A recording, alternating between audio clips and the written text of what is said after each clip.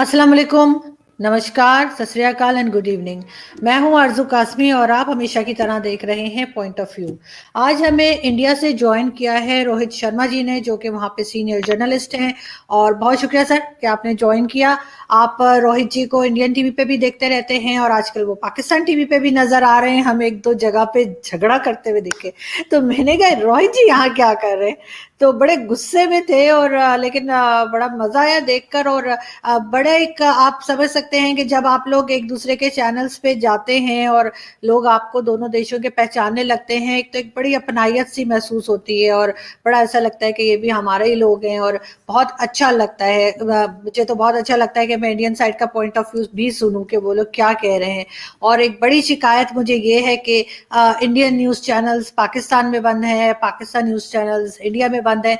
तो ऐसा नहीं होना चाहिए, हमें एक दूसरे की बात को सुनना चाहिए, फिर चाहे आप डिसएग्री करें वो आपकी मर्जी है। तो आज हम बात करेंगे कि आप जैसे सब लोग जानते हैं कि जब कभी भी पॉसिबल होता है बॉर्डर खुले हों या वीजास मिल रहे हों, तो हिंदुस्तान से पाकिस्तान लोग आते हैं विजिट पे और पाकिस्तान से हिंदुस्तान जाते हैं। बट समटाइम्स ऐसा होता है, मिसहैप होते हैं हम लोगों के साथ, उनके पासपोर्ट खो गए, कोई और मसला हो गया डॉक्यूमेंट्स का, और वो उस जगह पर फंस के रह जाते हैं और 1 या 2 दिन की बात नहीं होती, ये चीज सालों पे फैल जाती है। और फिर वो लोगों को बाद में बहुत साल के बाद भी अगर भेज दिया जाता है, लेकिन कौन उस बात की भरवाई करेगा, कौन उस जो टाइम उनका जाया किया गया है या हो जाता है उसके लिए कौन जिम्मेदार है। सिर्फ सॉरी कह देने से तो काम नहीं चलेगा। तो आजकल भी हमने एक इस तरह का एक केस सुनने में आया और हम सबसे पहले रोहित जी की तरफ चलते हैं और उनसे पूछते हैं क्या हुआ, और फिर देखते हैं कि इस चीज में हम लोग एज अ मीडिया पर्सन हम क्या मदद कर सकते हैं और कैसे इस चीज को इम्प्रूव कर सकते हैं। जी रोहित जी। मैडम देखिए, रिलेशंस दोनों कंट्रीज के बीच में कुछ ऐसे हैं कि हम मैट्रिमोनियल अलायंसेस होते हैं हम दोनों के बीच में, और आज से नहीं हो रहे, सिंस द इंसेप्शन 1947 से हो रहे हैं। और 47 के बाद से सिचुएशन कुछ ऐसी है कि यहाँ एक आदमी का बिजनेस इंडिया में है, पासपोर्ट उसके पास पाकिस्तानी है, वो बहुत हंगामा हुआ, उसके बाद उन्होंने इंडियन सिटीजनशिप लिया। अब नाम क्या लूं मैं उनका, बहुत बड़े बिजनेसमैन। एक आदमी जो कि इंडिया आके सेटल हो गया, इंडियन लेडी से शादी की, इंडिया आके सेटल हो गया। एक लेडी यहाँ से वहां चली गई, हिंदू गर्ल, एक क्रिकेटर से शादी की, वहां जाकर के वहां सेटल हो गई। हम लोगों के ऐसे मैट्रिमोनियल अलायंसेस रहे हैं, और यही चीज होती है जो कि हम लोगों को आज तक अलहदा नहीं होने दे रही। लेकिन मोर रिसेंटली हम लोगों ने ये देखा है कि trust deficit has gone up so much कि एक बोनाफाइड लेडी जो कि वहां पे थी, पाकिस्तान गई थी, औरंगाबाद की लेडी थी, औरंगाबाद महाराष्ट्र की, हसीना बेगम नाम है, 65 ईयर ओल्ड। वो 18 साल पाकिस्तानी जेल में रही क्योंकि उनका पासपोर्ट खो गया था। एक छोटी सी चीज है, पासपोर्ट किसी का भी खो सकता है। इंडियंस अमेरिका जाते हैं, उनका पासपोर्ट किसी का खो जाए तो they just treat them like कि ओके पासपोर्ट आपका मिल जाएगा, पुलिस को जाओ, पुलिस को कंप्लेंट करो, आपको एम्बेसी दे देती है। लेकिन यहां ऐसा नहीं हुआ। 18 ईयर्स वो लेडी वहां रही, और 18 ईयर्स के बाद यहां इंडिया पहुंचने के 14 डेज में उसकी डेथ हो गई। तो ऐसी स्टोरी कि वो सिर्फ इंडिया वापस अपने घर पहुंचने का इंतजार कर रही थी, और घर पहुंचते ही वो उनकी डेथ हो गई। तो ये चीज की उनका एक राइट भाई छोड़ा गया, उनको क्रिमिनल नहीं माना गया। ये 18 साल लग गए। ऐसे बहुत सारे केसेस इंडिया में हैं, बॉर्डर क्रॉस कर गए गलती से, और उसके बाद वो कोर्ट में फंसे हैं, जेल में फंसे हैं। क्यों? गलती क्या है कि बॉर्डर डिमार्केटेड नहीं है, वो गलती से क्रॉस कर गया। ऐसे ही अभी कुछ दिन पहले एक 2 लड़कियां क्रॉस कर गई थी जम्मू एंड कश्मीर रीजन में, तो बीएसएफ वालों को देख गई, और बीएसएफ वालों ने जाके बोला कि मैडम उनको उनको पकड़ा, तो उन्होंने बताया कि भाई हम ऐसे गलती से आ गई हैं। तो उन्होंने बीएसएफ वालों ने बोला भाई ठीक है, तुम लोग हमारी बेटी की तरह हो, तुम आओ। उनको लेके गए, बॉर्डर पे जाकर के पाकिस्तान रेंजर्स को हैंड ओवर कर दिया। अब इस इतना सिंपल प्रोसेस अगर हो सकता है, तो इस लेडी को 18 साल क्यों काटने पड़े? इस लेडी को भी सीधे कर देना था। when you know it that she is bonafide valid passport पे आई हैं वो, उसने पहले बोल दिया था, लेडी ने पहले बता दिया था कि मेरा पासपोर्ट खो गया है, मुझे नया पासपोर्ट दिया जाए। अब वो नया पासपोर्ट नहीं मिला, इसमें वो ट्रांजिशन में वो लेडी फंस गई, तो वो उसमें बहुत सारी चीजें की जा सकती थी। ऐसे ही बहुत सारे यहाँ पे बोनाफाइड लोग जेल में फंस जाते हैं। इतना high mistrust, I mean like north Korea south Korea type, यार किस लेवल पे जा रहे हैं हम लोग। This is absolutely ridiculous. कभी वो एक गाना मुझे याद आ रहा है, पंछी नदिया किसी से रोके हैं, तो वो क्या हम सरहदों से रोक सकते हैं? अब एक लेटेस्ट एग्जांपल, पिछले 3 दिन में एक गेम हुआ है। एक बच्ची पाकिस्तान की, उसने एक वीडियो बनाया इंस्टाग्राम के लिए, बोला ये मेरी कार, ये मैं और ये पावरी हो रही है, और वो इंडिया में इतना हिट है कि हर दूसरा आदमी वैसा वीडियो बना रहा है उस पे।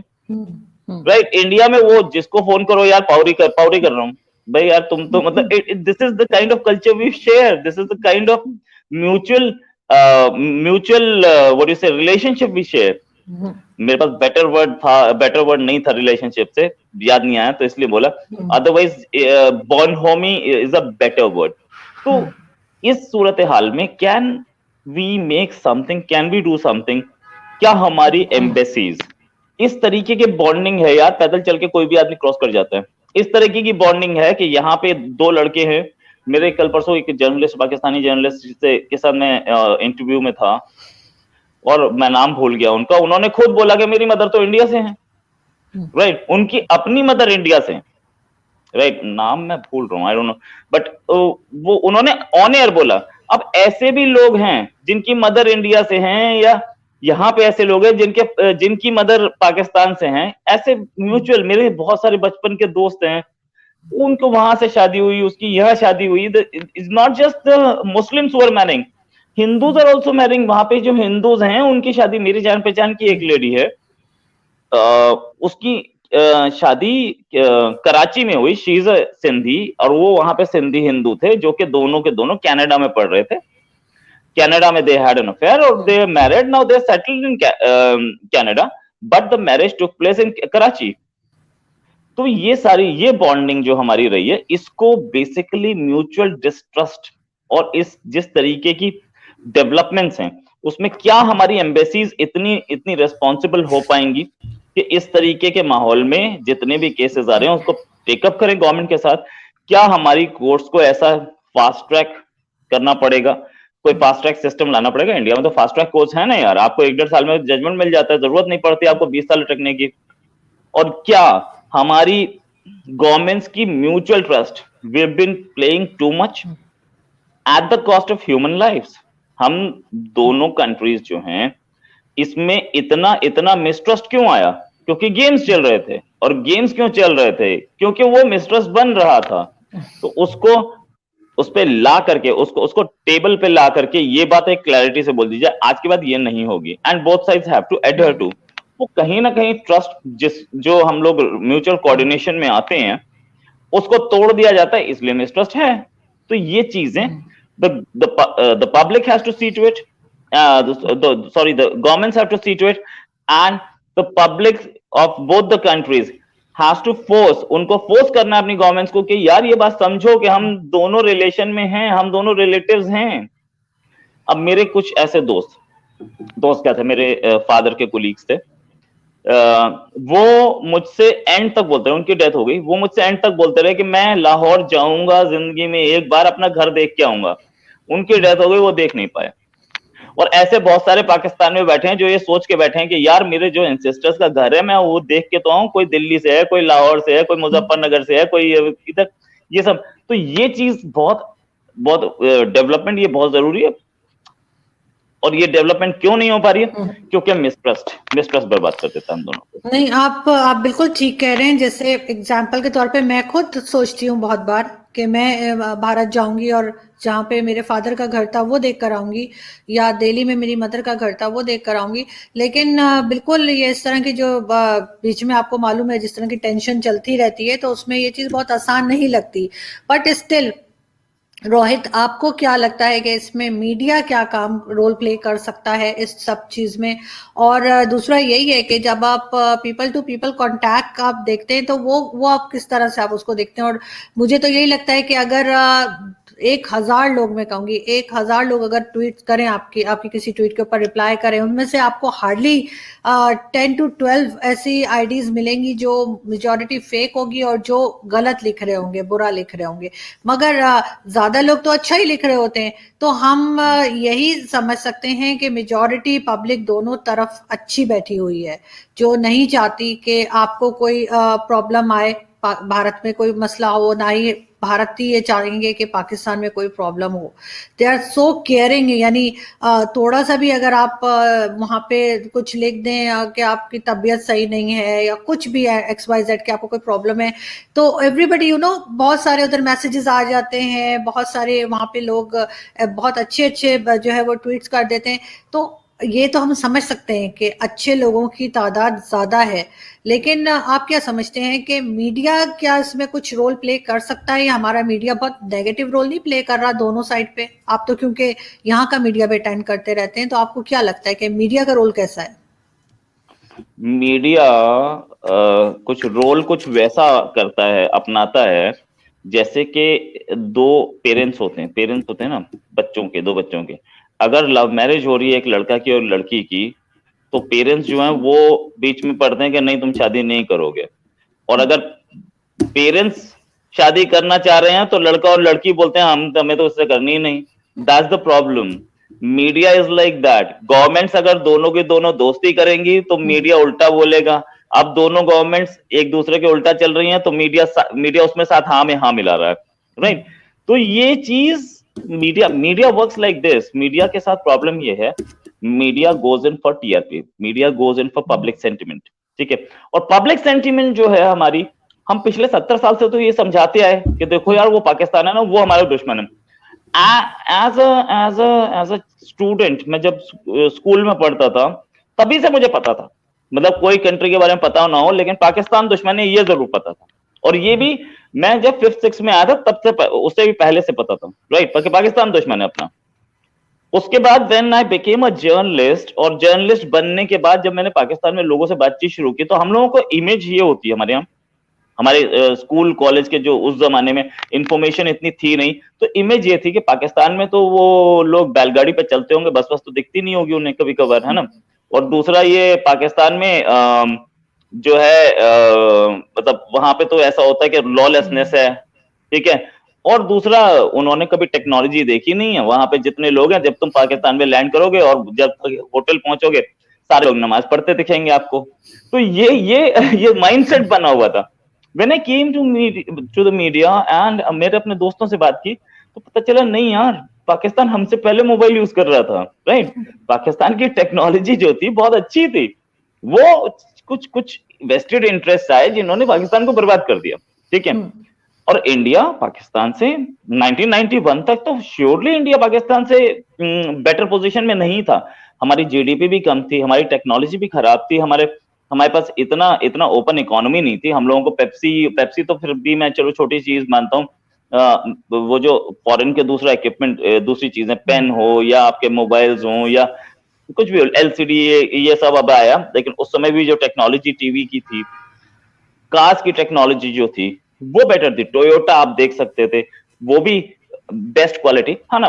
इंडिया में बहुत लेट आया, जब इंडिया ने ओपन अप किया तब आई। तो when Pakistan was such a flourishing economy, then what happened? With that, ये मैं 1991, 1992, 93, 95 तक की बात कर रहा हूँ। क्यों?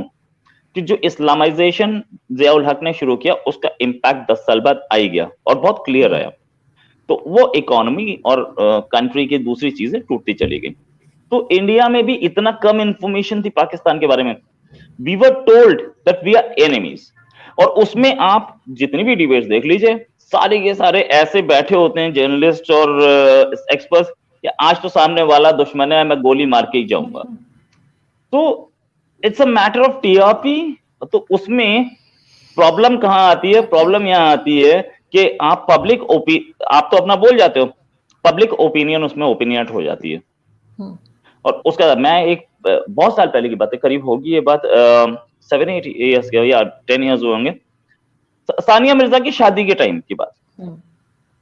सानिया मिर्जा की शादी पे एक पाकिस्तानी चैनल ने मुझे बीपर पे लिया, फोन पे लिया। तो मुझसे पहला क्वेश्चन ये पूछा गया कि सानिया मिर्जा शादी कर रही है पाकिस्तानी से, अब आप बताइए इसमें क्या होना चाहिए। मैंने कहा यार सानिया मिर्जा शादी के लिए तैयार है, उसका हस्बैंड तैयार है, मुझसे क्या पूछ रही हो यार, मुझसे पूछ के कर रही है, मतलब व्हाट कैन आई से। अच्छा, फिर उसके बाद मैंने कहा यार सानिया मिर्जा जिससे शादी करेंगी वो उनकी प्रॉब्लम है, वो वही बता सकती है, मेरे कहने से शादी कर रही हूं तो मैं बोलूंगा मुझसे करो, सिंपल। तो देन केम सेकंड क्वेश्चन कि क्या आपको लगता है इससे इंडिया पाकिस्तान के रिलेशंस अच्छे रहेंगे। मैंने कहा भाई क्या हो गया, मैं कहां फंस गया, यार गलत जगह फंस गया।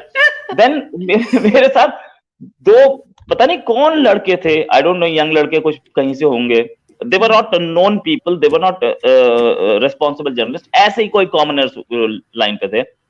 तो उन्होंने बोला कि पाकिस्तानी एंकर को, देखिए हम 4 भाई हैं और हम बिल्कुल इंडिया से लड़ने के लिए तैयार है, सानिया मिर्जा शादी इसी से करेंगे। मैंने कहा यार ये क्या हो रहा है, this kind of a thinking percolates, और जब ये परकोलेट करती है तो पब्लिक ओपिनियन जब दिखती है तो मामला सीरियस हो जाता है। तो पब्लिक ओपिनियन के खिलाफ जो भी मीडिया बोलता है, that media vanishes. So initially you make the public opinion and then the public opinion wants the news. ये प्रॉब्लम आती है। मैं आपको बताऊं रोहित, जब मैं फर्स्ट टाइम इंडियन टीवी पे जा रही थी ना, तो शुरू में 3-4 शोज किए थे, तो वो मुझे फर्स्ट शो से जो हमारे कुछ सीनियर्स थे, जर्नलिस्ट कह लें या जो पैनलिस्ट जाया करते थे, वो मुझे कहते हैं बस आपने ना वहां जाके पड़ जाना है उनके पीछे, आपने उनको खूब सुनानी है, कुछ नहीं सुनना। और उसके बाद हुआ ये कि मैं डिबेट से पहले ना ब्लैक टी लेती थी, उसके अंदर शहद घोल के ना, कि मेरा गला एकदम क्लियर हो और मैं जोर जोर का चिल्लाऊं ना। और even I told this to Tarek Fatah sahab, मैंने उनको नहीं सुना था इतना, तो मैंने किसी से पूछा तारिक फतेह साहब का कि कौन है ना, तो उन्होंने मुझे कहा बिल्कुल उनका भी आपने ना बिल्कुल ख्याल नहीं करना है, ना उनकी एज का ख्याल करना है, ना उनकी बात का, आपने ना बस शोर करना है। तो मैं उनके साथ 1-2 शोज में मैंने इतना शोर मचाया और बाद में आई फील बैड कि यार ये मैं क्या कर रही थी। फिर मैंने आहिस्ता आहिस्ता बात सुननी शुरू की कि आपकी साइड से लोग बात क्या कर रहे हैं, और फिर मैंने रियलाइज किया कि यार बहुत टाइम तो वो ठीक ही बोल रहे होते। तो वो लेकिन वो जो एक था ना एटमॉस्फेयर बनाया जाता था डिबेट का, वो बहुत ज्यादा ऐसा होता था कि बस एक दूसरे को कुछ भी बोल रहे हैं, मतलब कुछ भी बोल रहे होते थे, जिसे कहते हैं ना एक पर्सनल अटैक्स, एनीथिंग। तो आपको लगता है कि इस तरह की चीजों से ये मतलब मैं तो नहीं समझती कि कोई गवर्नमेंट कहती होगी मीडिया को ऐसा करने के लिए, ये तो खुद ही डिसाइड करते हैं ना। अब हमारे यहाँ भी बहुत से चैनल्स ऐसे हैं कि आप उधर जाएंगे तो आपकी बात ही नहीं सुनेंगे, जैसे आप बोलना शुरू करेंगे वो फिर बीच में शुरू हो जाएंगे। तो आप समझते हैं कि ये कोई गवर्नमेंट बताती है, ये कोई एस्टैब्लिशमेंट बताती है, या ये खुद करते हैं? होता क्या है कि जो आदमी आया है डिबेट पे, गवर्नमेंट ने कभी नहीं बताया, और गवर्नमेंट अगर बताएगी तो वो बात छुपेगी नहीं। गवर्नमेंट अगर मुझे बताएगी तो मैं अपने 3 दोस्तों को बताऊंगा, वो 3 दोस्त 10 को बताएंगे, बात कभी छुपती नहीं है। गवर्नमेंट ऐसा नहीं करती। हर आदमी को ये लगता है कि अरे यार मैं थोड़ा सा इसमें डाउन लग रहा है, मेरी बेइज्जती हो जाएगी, तो वो 3 गुना अग्रेसिव हो जाता है, फिर 4 गुना वो होता है। अच्छा, एक चीज और बताता हूँ आपको मैं कि इंडियन साइड पे अभी कुछ दिन पहले एक जोक चलता था कि इमरान खान का नेक्स्ट स्टेप क्या होगा और नॉर्थ कोरिया के उस डिक्टेटर का नेक्स्ट स्टेप क्या होगा, ये जानने के लिए ये दोनों खुद इंडियन मीडिया देखते हैं। मीडिया कुछ इस तरीके से काम कर रहा है कि वो दोनों भी नहीं जानते कि मैं नेक्स्ट क्या लूंगा। हमारा मीडिया बता रहा है कि भैया आप इमरान खान यहाँ अटैक करेंगे, यहाँ से टेररिस्ट भेजेंगे। अबे भैया एक बार उनसे तो पूछ लो क्या करते हैं। जो उनके दिमाग में कुछ नहीं है, आपके दिमाग में सब कुछ है। स्पेक्यूलेशंस इतनी स्ट्रांग है, और जो लोग हमारे मीडिया चैनल्स में बैठे हैं, मैं खुद भी था, मैं खुद भी हूं, ठीक है, इमेजिनेशन इतनी हाई होती है उनकी, ये आर्मी की तरफ से बहुत कम, रेयरेस्ट ऑफ रेयर 1% न्यूज, और वो भी आर्मी अपनी प्रेस रिलीज निकालेगी जो कि पब्लिक में अवेलेबल होगी।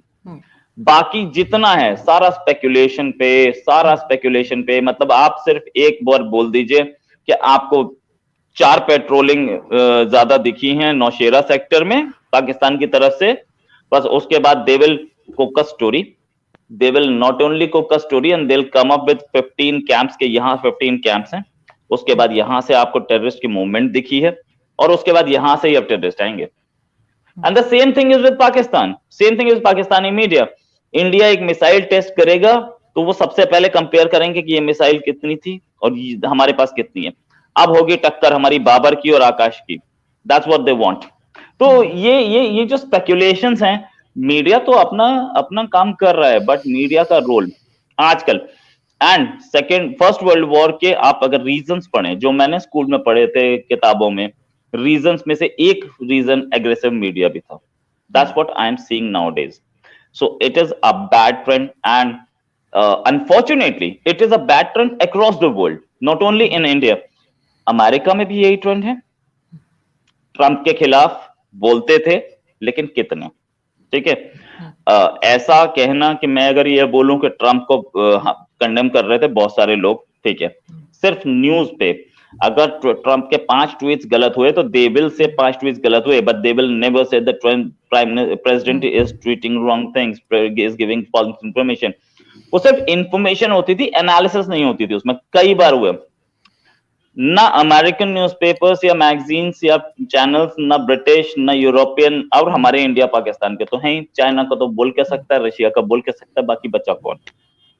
तो पूरी वर्ल्ड का ये हो गया। और फर्स्ट वर्ल्ड वॉर के टाइम पर पूरी वर्ल्ड का वही टाइम हुआ था। मीडिया पूरा अपने अपने नेशनलिस्ट टेंडेंसीज पे चल रहा था। अब वही कुछ हमें दिख रहा है दोबारा। बिल्कुल ठीक। लेकिन रोहित, एक चीज और है, वो ये कि इंडिया पाकिस्तान की आपस में पोस्टल सर्विसेज भी बंद है। तो अगर कोई अभी मेरी जनरेशन में इवन मेरे फादर के फ्रेंड है, उनके बेटे की शादी हुई है, तो वो जो जिससे शादी हुई है वो लड़की इंडिया से आई है। मतलब वहां पे जो उनके रिलेटिव्स हैं वहां से रिश्ता होके वो लड़की यहाँ आई है।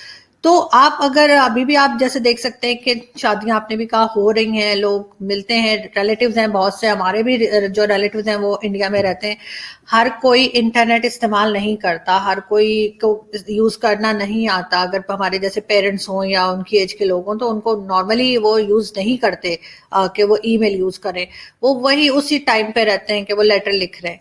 तो यहाँ पे पोस्टल सर्विस बंद है, ना कोई आपको लेटर लिख सकता है, ना कोई आपको कोई कार्ड, ग्रीटिंग्स, कैलेंडर, व्हाटएवर, कुछ भी इधर से उधर नहीं जा सकता। छोटी से छोटी यानी पेपर वाली चीज मैं कह रही हूँ कि वो भी नहीं।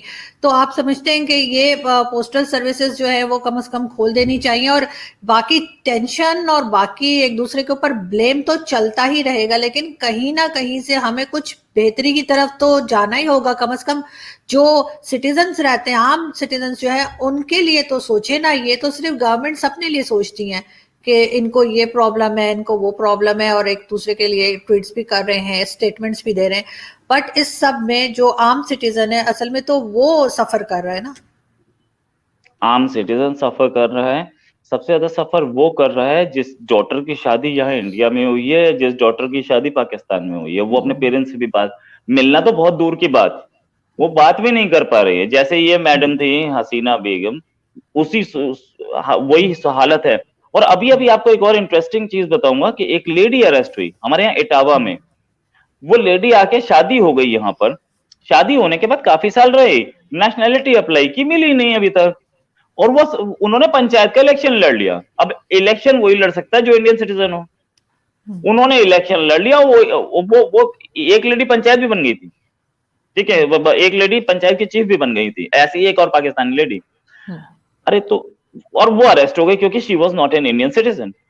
भाई जो आदमी यहाँ इतने साल रह लिया, शादी होगी उसकी, उसके बच्चे बड़े हो रहे हैं, तो उसको यार सिटीजनशिप देने में क्या प्रॉब्लम है? अब अदनान सामी है, बड़े आदमी है, उनको मिल जाएगी 5 साल में।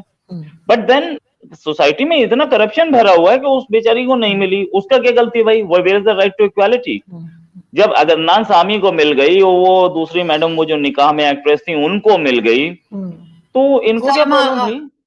सलमा आगा, उनकी डॉटर को मिल गई, दोनों को मिल गई, तो इनको भी दे देनी चाहिए थी ना। इन्होंने तो शादी की थी, neither Salma Agha nor Adnan Sami married here, दोनों की नहीं हुई थी, इन्होंने शादी की थी यार। तो ऐसी बहुत सारी चीजें हमारे सिस्टम में भी पॉलिस हैं, ऐसी बहुत सारी प्रॉब्लम्स हमारे we are in fact inherited from our seniors, जिन्होंने ये मिसअंडरस्टैंडिंग बनाई थी 80s के दशक में, 80s के डिकेड में जो थे, 70s के डिकेड में। 70 से पहले ऐसे प्रॉब्लम नहीं थी, इतनी बड़ी प्रॉब्लम नहीं थी। Although we fought 2 wars till 70s, 3 wars in fact, 71 में एक और तीसरी वॉर हम लोगों ने लड़ी थी, लेकिन इस तरीके की प्रॉब्लम कभी नहीं रही भाई। हम लोगों की वॉर हुई कुछ टाइम, जैसे नहीं होता दो भाइयों में लड़ाई हो जाए या मियां बीवी में लड़ाई हो जाए, थोड़ी देर तक हम बातचीत नहीं करते फिर वो नॉर्मल हो जाता है, वो होता था।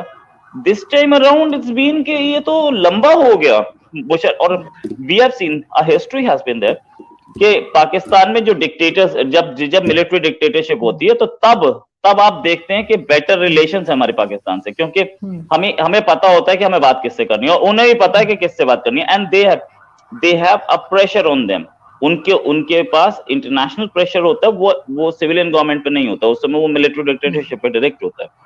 तो हम बेटर रिलेशंस देखते हैं। अब डेमोक्रेटिक गवर्नमेंट के साथ एक प्रॉब्लम आती है कि उसको गवर्नमेंट भी देखनी है और उसको पब्लिक ओपिनियन भी देखनी है। तो मुशर्रफ साहब ऐसे किसी पब्लिक ओपिनियन की परवाह करते नहीं थे, तो रिलेशंस आप देखिए 10 इयर्स हमारे रिलेशंस इतने अच्छे थे कि बीच में से समझौता भी चली, ट्रेन भी चली, बस भी चली, सब कुछ चला। मुजफ्फराबाद खोखरा पार पता नहीं कितने साल बाद खुली, एंड डेमोक्रेटिकली इलेक्टेड गवर्नमेंट थी, इन्हें दोबारा लोगों के पास जाना था और फिर ये बोलना था कि भाई कश्मीर तो वहां पे 370 हट गई, तो आप हमें वोट कैसे दोगे, तो इसलिए सब कुछ बंद हो गया। So there is a problem with that. And public opinion again वही सेम चीज। एक चीज यहाँ पे मैं जरूर कहूंगी, मे बी आप मुझसे डिसएग्री कर सकते हैं मेरी बात के बाद, लेकिन ये कि जो नेशनलिटी की आप बात कर रहे हैं ना, तो चाहे वो पाकिस्तान हो, भारत हो या दुनिया के किसी भी कंट्री की हो, अगर वो किसी को नेशनलिटी देते हैं तो वो किसी बेसिस पे देते हैं, या तो वो बहुत पैसे हो इंसान के पास, या फिर एजुकेशन ऐसी हो कि जिससे उनको वो मतलब उनके ऊपर बोझ ना बने वो इंसान। अगर फॉर एग्जांपल अदनान समी है या सलमा आगा, दोनों बहुत पैसे वाले हैं, और अदनान समी के तो फादर जो हैं वो आप जानते हैं कि डिप्लोमेट भी रह चुके हैं, पायलट भी रह चुके हैं, पैसा भी उनके पास बहुत है, अच्छा टैलेंट भी है, ठीक है, काम भी वो कर सकते हैं और इजीली उनको काम मिल सकता है, he is well known personality.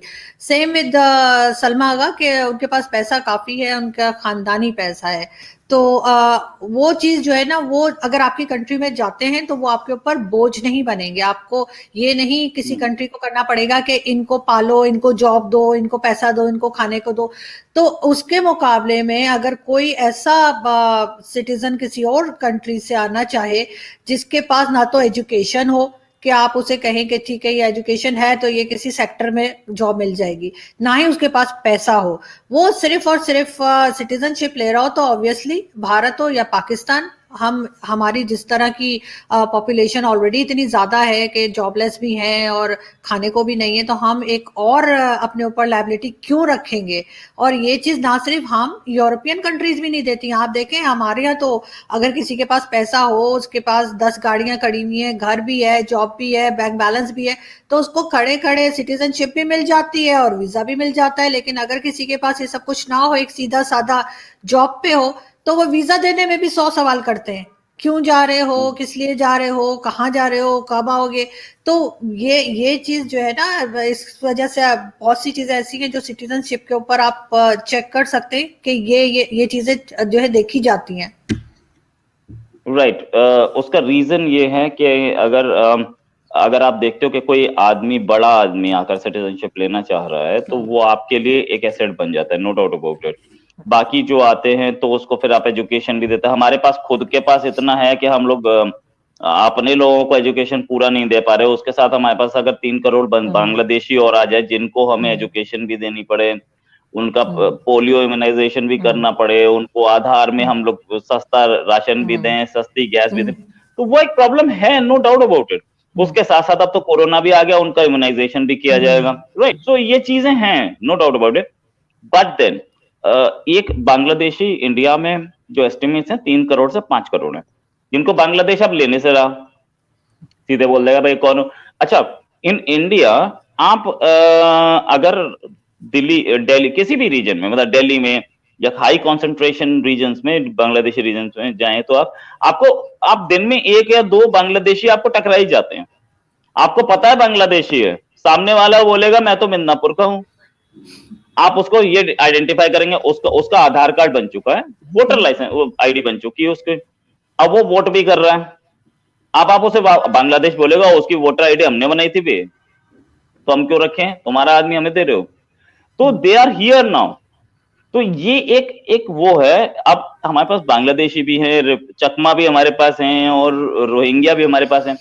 अब गवर्नमेंट ऑफ इंडिया और लेने की पोजीशन में नहीं दिख रही है। That's why they came up with this CA और एनआरसी। और ये बिल्स इसके नहीं है। अच्छा, इससे पहले राजीव गांधी टाइम पे अमेंडमेंट्स हुए थे। ये आज की प्रॉब्लम नहीं है, राजीव गांधी टाइम की अमेंडमेंट्स हैं। पहले ये था कि आपके एक कोई भी पेरेंट्स, दोनों पेरेंट्स में से कोई एक भी इंडियन हो तो आपको सिटीजनशिप मिल जाएगी। नहीं, if you are born in India आपको सिटीजनशिप मिल जाएगी। पेरेंट्स दोनों ना हो कोई फर्क नहीं पड़ता। राजीव गांधी ने उसको एक किया, that at least one of your parents should be Indian. तो उसके बाद अटल जी ने उसको दोनों कर दिया कि आपके दोनों पेरेंट्स इंडियन होने चाहिए। तभी तो ये और एनआरसी आ रहा है कि आप अपने ये बताओ कि फादर कौन थे और ग्रैंडफादर कौन थे और उनका वो कौन था। इसीलिए आ रहा है। वो लॉ चेंज अटल जी के टाइम पे और राजीव गांधी के टाइम पे हुआ था। तो वो ये हमारी लॉन्ग स्टैंडिंग प्रॉब्लम रही है। और कुछ कुछ जगह तो ऐसा है कि डेमोग्राफिक चेंज बहुत ही अलार्मिंग है। मतलब लोकल लोग जो हैं उससे ज्यादा बाहर के लोग आ गए हैं। तो इंडिया लेने की पोजीशन में नहीं है। और अगर अब यहाँ पे इंडिया में हिंदू आए हुए हैं पाकिस्तान से, जो क्या सिटीजनशिप मांग रहे हैं, उनको काफी टाइम हो गया, 10 साल 15 साल हो गए, 20 साल हो गए कईयों का आए हुए, उनको सिटीजनशिप नहीं मिल पा रही है। क्यों नहीं मिल पा रही है? अगर आपने हिंदुओं को दे दी तो आपका कॉन्स्टिट्यूशन सेक्युलर वर्ड बोलता है। पाकिस्तान से जो मुस्लिम्स आए हैं उन्हें भी देनी पड़ेगी, चकमा को भी देनी पड़ेगी, रोहिंग्या को भी देनी पड़ेगी। प्रॉब्लम यहां फंसती है। इसलिए गवर्नमेंट उनको देने में डरती है। ये सिचुएशन हर गवर्नमेंट खुल के नहीं बोलती है इस बात को। मेरे हिसाब से उन्होंने गवर्नमेंट ने कभी नहीं बोला, लेकिन फंसती हर चीज। एक और दिन आकर के कोई चकमा रेफ्यूजी या रोहिंग्या आकर के कोर्ट में डाल देगा कि वो पाकिस्तानी आए तो उनको दे दिया था, मुझे क्यों नहीं दिया, मैं मुसलमान हूं इसलिए। तो हमारी जो कोर्ट है वो तो कुछ वो करती नहीं है। वो तो बिल्कुल क्लियर वर्ड्स में देखती है कि ये कानून के खिलाफ, ये रूल के खिलाफ है, ये रूल के फेवर में। कोर्ट को देना ही पड़ेगा।